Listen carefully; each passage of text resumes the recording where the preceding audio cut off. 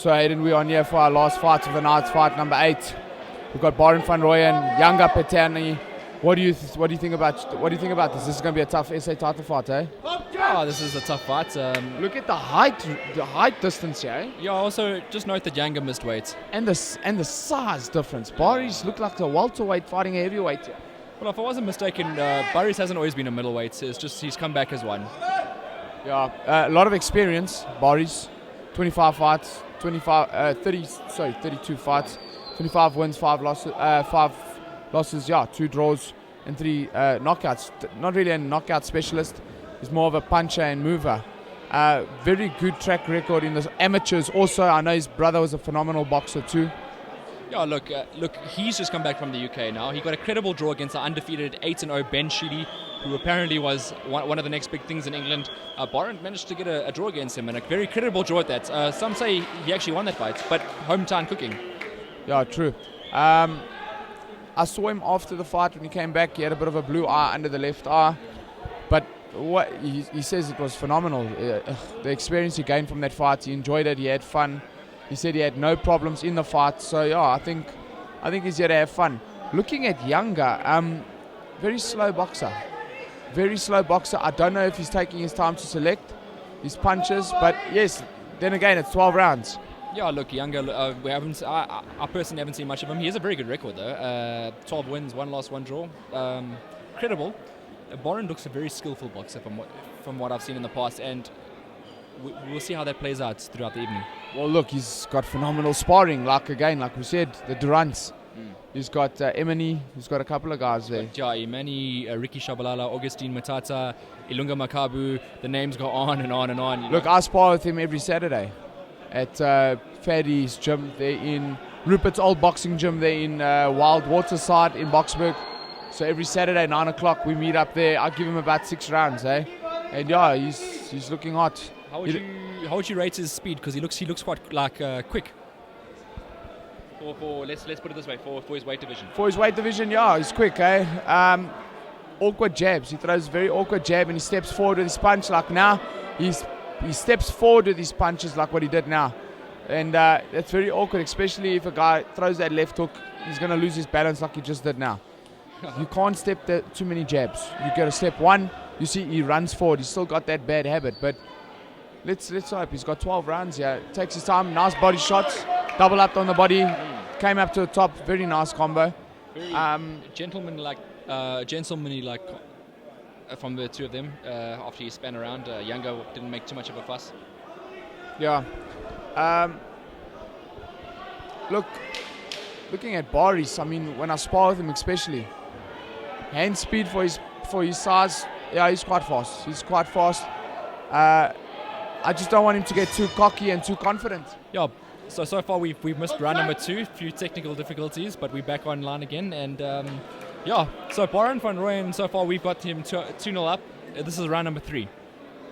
Yeah, I also got him on 2 rounds, definitely on points, definitely ahead. His opponent backing down a lot, hands up, not using his reach or his height to his advantage. Barend using selective jabs and coming right in from the bottom, using the body, coming to the top, using his angles. Lovely. You know, Yanga is probably one of the biggest natural middleweights I've seen. He's probably the biggest natural middleweight here tonight. Yeah, no, definitely. He's tall, he's slanky, big build. Barend got caught with a bit of a left hook there, but it looked like a push, but it looked like a slap. But there was a bit of force behind it. But Barend can take also. Yeah, looks like Yanga is not really using his height and reach to his benefits. Barend's head movement's very slick. That's that experience. Barend going into a body again. If it goes like this, it could be a stoppage. Yanga needs to answer these punches. He needs to defend. Yeah, you can't just stand there like that. The referee would have full rights to jump in there after about 10 unanswered punches. Definitely. Look, but he seems to have recovered now, but he's working now, which is great. Barend using that body punches. Beautiful. Hey, look, if this goes the distance, his opponent's definitely going to feel the body shots. It looks like a lot of the guys that are coming out of Durant's camp, and I can give them a lot of credit. Look how well they're doing. They're all coming at you and really boxing well tonight. I think Damien's very strict on them. Sparring strict, training strict, just like his late father. I mean, if you came to the gym late, he would slap you and chase you home. Yeah, look, I mean, that sort of discipline is what you need in a boxing gym. If you want to get guys to work, you got to... I mean, everyone's different, but, I mean, that's how you get guys to work. No, you need discipline. It's a tough sport. No one's in there with you. You're there by yourself, and a man literally wants to eat you. Well, that's it. If you're lackadaisical in training, you're going to bring it to the fights and you're going to get knocked out. So that's what guys need, work ethic. Barend waiting a bit now, trying to take his time with his punches, select his punches. I think Damien told him, you've got this. You've got this. We've got you on 2 rounds. Definitely, by the looks of it, definitely third round is won. I predict the fourth in a 6-round stoppage. Well, yeah, it looks like Yanga isn't here to box today. He looks like he's making up the numbers here. Definitely, he's not defending. He's getting hit, and Barend could throw a wild shot and land one. Yeah, that's it. That's the end of round 3, and Barend's won all the rounds so far. Crowd going wild here for Barend. Looking what Damien's saying to Barend right now. Very calm, collective. Looks like uppercuts. Looks like he's telling him to be a bit more calm. Definitely uppercuts being thrown in there, if I'm not mistaken, Hayden. Yeah, it looks like he's signaling for an uppercut there. You can see the movements, the hand gesture. Definitely, eh? His opponent's corner throwing water on his head. He looks a bit gassed. He looks a bit lazy. Yeah, look, he did miss weight. Definitely the weight, eh? Yeah, he missed weight by 2 kilograms, and they refused to make weights. 30%. And he still tried to run. I think he was on the treadmill for a while. Yeah, he tried to run on the treadmill for about 45 minutes. No weight came off, which is actually very, very surprising. And the next thing you know, he's got a bottle of water in his mouth, and they've taken a 30% deduction. Definitely, and I think this affects a boxer a lot, especially on a night like this, knowing that you train the day before your fight. Your body, just as hard as you train, you need a rest just as hard. Yeah, definitely. This boxing's a science, at the end of the day, and as much as you think it's a hard sweet sport, science. Yeah, look, I mean, this is not just hitting each other. There's a lot that goes on behind the scenes that leads up to the fight. All we see is fight day, but there's a lot that leads up to this. And looking at this fight, you can see maybe that the preparation from Barend has been a bit better. Reaction from the crowd there. Barend landing a nice left hook. Just listen to the crowd when he lands a punch. I mean, they go mad. I think he knows he's got this. I think this fight's easier than his fight in the UK. Oh yeah, definitely. Look, I mean, the guy. The looks of it. Yeah, so far. I mean, he fought a guy in the UK to a draw, a 10-rounder. Difficult fight, but apparently, well, according to a lot of South African people, which could also be biased, Barend's won that fight, but you never know. I wasn't there. I can't see it personally. I can't comment on that. Well, by the way, Barend's boxing now. If he keeps this up for 12 rounds, he's definitely bagged the SA title. Yeah, and look. Hurts his opponent with a straight right hand there. I just want to mention an interesting fight that I spoke to another boxer about. Alfonso Thyssen against Barend Van Rooyen. Seems like it's in the pipelines. Yes, it is in the pipelines. I've also heard a lot of people discussing this fight. I think that would make an excellent fight. Yeah, look, it's youth versus experience, and most recently... Look at Barend going to the body, catching the punches, countering back. The way He's just a clean boxer. Look at those uppercuts coming in the middle of his hands. The way he's boxing right now, you would never tell that he's a veteran of the sport. You would think that he's a youthful boxer.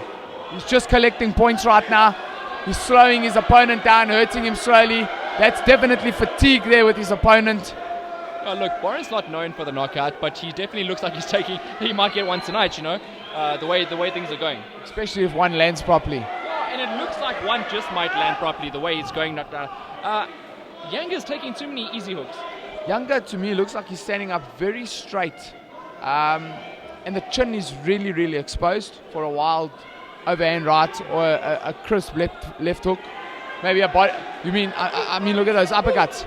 Barend just needs to hit him that uppercut, lift his chin, come back with a left hook, and then it's over, eh? One would wonder the caliber of opponent that Yanga's fought previously to get to 12 wins. There's another left hook. Yeah, look, he's it doesn't look too good for him so far. It looks like Barend Van Rooyen is winning this fight easy. Yeah.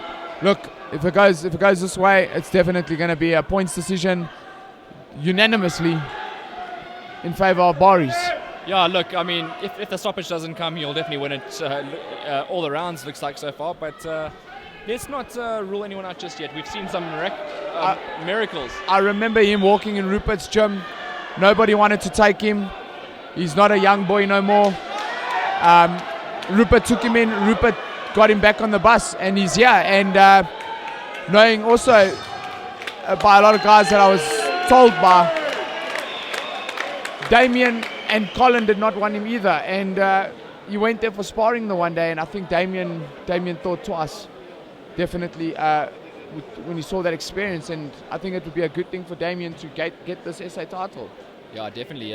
It's just adding to the collection now in terms of that. And if you look at him, I mean, let's just backtrack there. You mentioned Rupert van Rooyen. He brought him back into the sports. He's also brought guys like DJ Creel into the sports. He's brought, I believe, were you there at one stage as well? Yeah. You were also there? Yes, definitely. I was at Nick for about 2 years, and then I moved to Rupert. And personal opinion, the most boxing I've ever learned in my boxing career is from Rupert van Rooyen. And I just think because he had that experience and he grew up with a boxing family, Harry Couture and them, that's all he knew. He knew nothing else. And his nickname was The Natural. Wasn't The Natural for nothing. Okay, well, yeah, exactly. And we've mentioned a whole host of great trainers today. I think South Africa is blessed, and particularly in the Gauteng region, with great trainers. Hayden, we got phenomenal boxers in South Africa. I mean, look at the world. Look at the world stage. We've got guys like Thomas Oosthuizen going there. We've got guys like Barend going there, and they're competing and they're not losing. They're actually winning. Yes, it was a draw. Some people say it was definitely a win on Bari's behalf, but I mean, look at Thomas Oosthuizen going overseas, Cassius Baloy going overseas, Moruti going overseas, Zolani Tete the other day, fastest knockout in boxing history in a world title fight. That's right.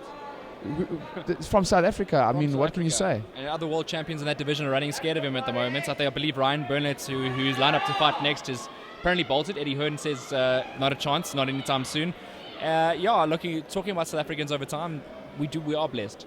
I was training in Colin's gym the other day, sparring there, but watching Sean Ness and Zolani Tete at it, sparring, because he needed southpaw sparring.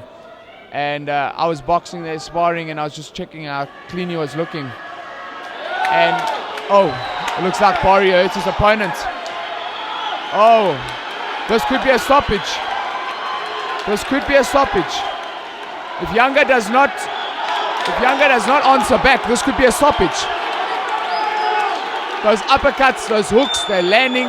Barend definitely hurting his opponent.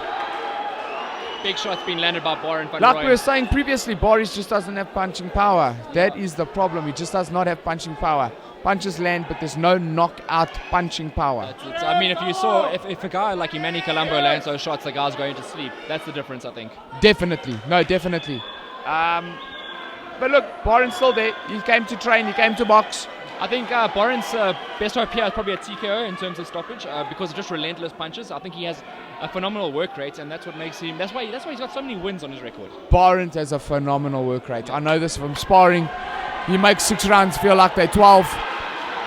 If he keeps going like this, he can really hurt his opponent. You'll definitely see that fatigue showing in the later rounds. This could be a win for Barend, before 12 rounds. Yeah, I'd like to see him increase his knockout record just for the mere fact that he does have everything else to back it up. I mean, on a record it doesn't look aesthetically pleasing, but of course you got to appreciate the sweet science as we spoke about earlier. Barend now taking his time, feinting a bit. I think he knows that his opponent's very tall, and when he rushes him, he just stands up, and it's difficult to throw those punches and land them. Yeah, I think he's got on the inside relatively easy, actually. Yanga hasn't made it difficult for him to get on the inside, and Barend doesn't have to work too hard to get there. Barend landing so beautiful, selecting punches so stunningly. He's so far on points, so crisp, so clean, so experienced. Yeah, that looks very easy for him. Quickly say our last call. We're in round 6. Fight has been stopped. I knew it would be a 6-round stoppage. Yeah, you called it, actually. I definitely called it. Look, I mean, the referee stopped the fight. Yanga just wasn't answering punches back, and that's exactly how it ended. Yeah, thank you very much, ladies and gentlemen. I see everyone getting up. They want to go. It looks like there's a storm. But what a lovely night here at the Kempton Park indoor facility. Phenomenal boxing. Damien Durant, definitely. And we obviously look forward to bringing you guys a lot more action as the times go on. Remember, HPJ and the King, we will be at many events. There we go. And don't forget, next year I'll be back in the ring also, Hayden. Yep. BSA starts the licensing now in January and February. So I'll be coming back in the lightweight division, 2 divisions up. I'm looking very forward to it. Looks like there's a couple of boxing things to look out for in the new year. 2018 is going to be a good year. Have you got a promoter backing you? What's the story? Yes, I'm boxing now currently for Harold. So yes, obviously I've got Golden Gloves behind me. Harold's good friends with Rodney Berman. They've been doing business with boxing for years. So yeah, no, I've got a good future ahead of me. I'm going to be confident, loud and proud. That's just me. I mean, you know me. I've had a rough couple of years.